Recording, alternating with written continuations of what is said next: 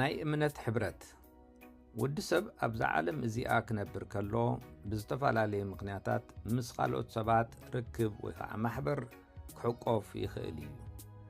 ብሕልፊ ጸገም ኣብ ዘጓንፎ እዋን ድማ ሓገዝ ኣድላይ ምዃኑ ይርድኦ። ስለዚ ድማ እዩ ሰባት ኣብ ዝርከብሉ ማሕበር ዝሕቆፍ።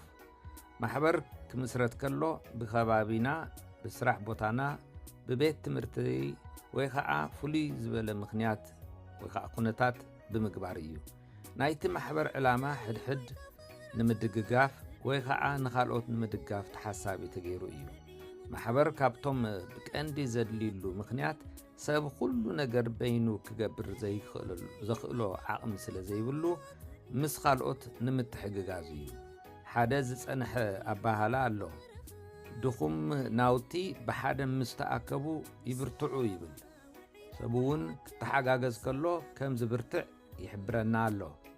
ሰብ ንባዕሉ ዘይግባእ ፀበባ ካብ ምእታው ማሕበር ተሓሳቢ ምግባር ተመራፂ እዩ። ሓደ ማሕበር ክሳብ ብፍልጠት ዝተሃነፀ ሓደ መዓልቲ ኣብ ፀበባና ክበፅሓልና ይኽእል ይኾን። ብፍልጠት ዝተሃነፀ ማሕበር ከም ሰናይ እምበር ዝጎድእ ኣይህልዎን እዩ። ብዛዕባ ሕብረት ክንሓስብ እንተኾይንና ግና ሕብረት ምስ ሰብ ዝግበር ርክብ ጥራሕ ኣይኮነን። ግናኸ ሰብ ምስ ኣምላኽ፣ ሰብ እውን ብክርስቶስ ስም ምስ ሰብ ዝገብሮ ሕብረት ካብ ቃል ኣምላኽ ዝመንጨወ እዩ። ቃል ኣምላኽ ኣብ ቀዳማይ ቆሮንጦስ ምዕራፍ 1 ቁጽሪ 9 እቲ ናብ ሕብረት ወዱ ኢየሱስ ክርስቶስ ጎይታና ዝጸውዓኩም ኣምላኽ እሙን እዩ ይብል። እዚ ሕብረት ዝተረኸበ ጎይታና ኢየሱስ ክርስቶስ ኣብ መስቀል ዝሰርሖ ናይ ጽድቂ ስራሕን በቲ ዝተቐበልናዮ እምነትን እዩ። እዚ ድማ ቀንዲ መምርሒ መሰረት ናይቲ ሕብረትና እዩ።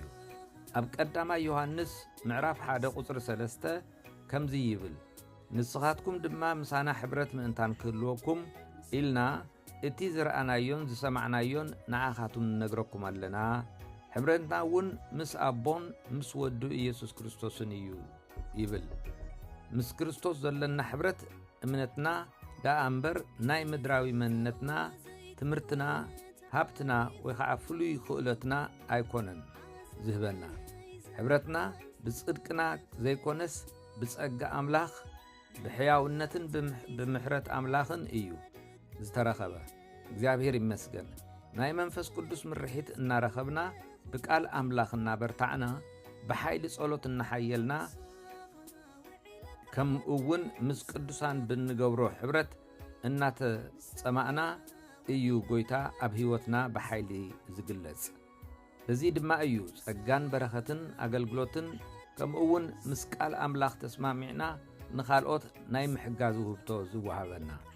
ቅዱሳን ነብስና ምእንታን ክትዓርፍን ፍረ ብርሃን ክትረኽብን ብተስፋን ብሰላምን እናነበርና ንኣምላኽ ብእምነትና ዝረኸብናዮ ሕብረትና ነኽብሮ። ኣብ ቀዳማይ ዮሐንስ ምዕራፍ 1 ቁጽሪ 7 ከምዚ ይብል፣ ከምቲ ንሱ ኣብ ብርሃን ዘሎ ኣብ ብርሃን እንተተመላለስና ግና ንሕድሕድና ሕብረት ኣሎና ይብለና።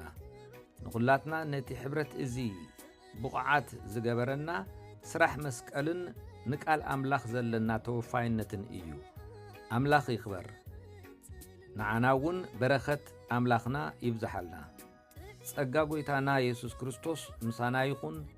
ጎይታ ኢየሱስ ክመጽእ እዩ። ኣሜን።